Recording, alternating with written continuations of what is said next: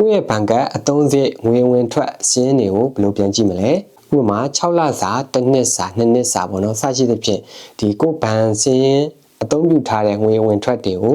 ပြန်ကြည့်မယ်ဆိုရင်ကျွန်တော်တို့ဘဏ်တွေသွားစရာမလိုဘဲနဲ့ကိုယ်တိုင်ထုတ်လို့ရတဲ့နည်းလမ်းကိုပြောပြပေးမှာဖြစ်ပါတယ်ဟာနာဘဏ်ရဲ့ application ဖြစ်တဲ့ 1Q application ကနေထုတ်တဲ့နည်းလမ်းကိုပြောပြပေးမှာဖြစ်ပါတယ်အစိုးရရုံးတွေမှာကိုယ့်ရဲ့ဘဏ်စင်းငွေဝင်ထွက်ကိုတောင်းနေဆိုရင်ကျွန်တော်တို့ဒီဖုန်းထဲကနေထုတ်ပြီးတော့ဒါ PDF file အနေနဲ့ထုတ်သွားလို့ရပါတယ်အဲ့တော့ကျွန်တော်တို့အခုဟာနာဘဏ်ရဲ့ 1Q software တွေကိုဝင်လိုက်မယ်ဆိုရင်ကျွန်တော်တို့ဒီကိုယ့်ဘဏ်အကောင့်ရဲ့ဘေးမှာဒီ1430ရှိပါတယ်အဲ့ထဲကိုဝင်လိုက်မယ်ဆိုရင်ကျွန်တော်တို့ကေဂျွာခွန်းလီဆိုတာရှိပါတယ်အဲ့ထဲကိုဝင်လိုက်မယ်ပေါ့နော်ပြီးရင်တော့ကျွန်တော်တို့ကေဂျွာចောင်းပိုဆိုတာလေးကိုတစ်ချက်ဝင်လိုက်ပါအဲ့ထဲမှာဆိုရင်ကျွန်တော်တို့ဂျန်နဲ့ဂျုံမြောင်းစော်ဆိုတာရှိမယ်ကျွန်တော်တို့ဂေါ်ရဲနေရော့စော်ဆိုတာရှိမယ်ပေါ့နော်ကျွန်တော်ဂျန်နဲ့ဂျုံမြောင်းစော်ကိုတော့ပြီးခဲ့တဲ့အပတ်ကကျွန်တော်ဂျန်နဲ့ဂျုံမြောင်းစော်ထုံနီကိုယ့်ရဲ့ဘန်လက်ကျန် balance ပေါ့နော်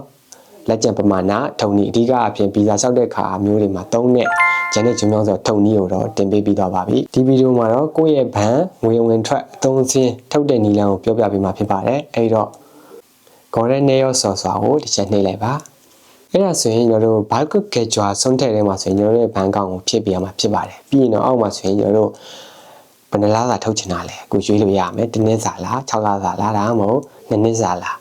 အဲ့ဒါကကိုစိတ်ကြိုက်ရွေးလို့ရပါတယ်ပြီးရင်တော့ကျွန်တော်တို့ငွေအဝင်ကိုပဲလိုချင်လားဒါမှမဟုတ်ငွေအထွက်ကိုပဲလိုချင်လားဒါမှမဟုတ်နှစ်မျိုးလုံးကိုပဲထုတ်ချင်လားဒါကလည်းကိုစိတ်ကြိုက်နှစ်မျိုးလုံးဆိုရင်တော့ဂျွန်းချယ်ကိုပဲဒါထားလိုက်လို့ရပါတယ်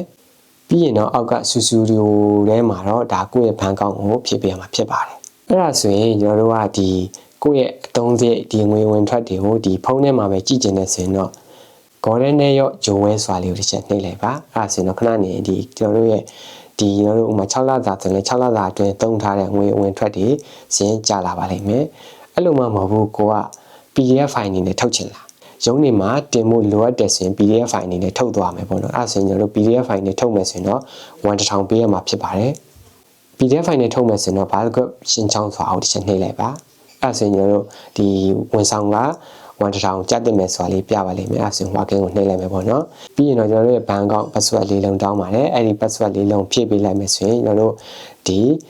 ခေါ်တဲ့နေရော့ဆိုရှောက်တာပြီးဆုံးသွားပြီဖြစ်ပါတယ်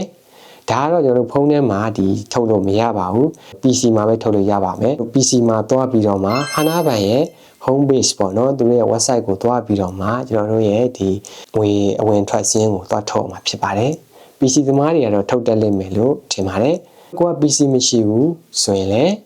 ဒါနီးစပ်ရာဒီ PC ဆိုင်တွေမှာသွားထုတ်လို့ရတယ်လို့24နာရီဒီ print cafe ဆိုင်တွေမှာလည်းသွားထုတ်လို့ရပါတယ်တကယ်လို့မထုတ်တတ်ဘူးဆိုရင်လည်းကျွန်တော်comment ထဲမှာရေးခဲ့ပေးပါကျွန်တော် PC ကနေထုတ်တဲ့နည်းလမ်းကိုကျွန်တော်တင်ပေးပါမယ်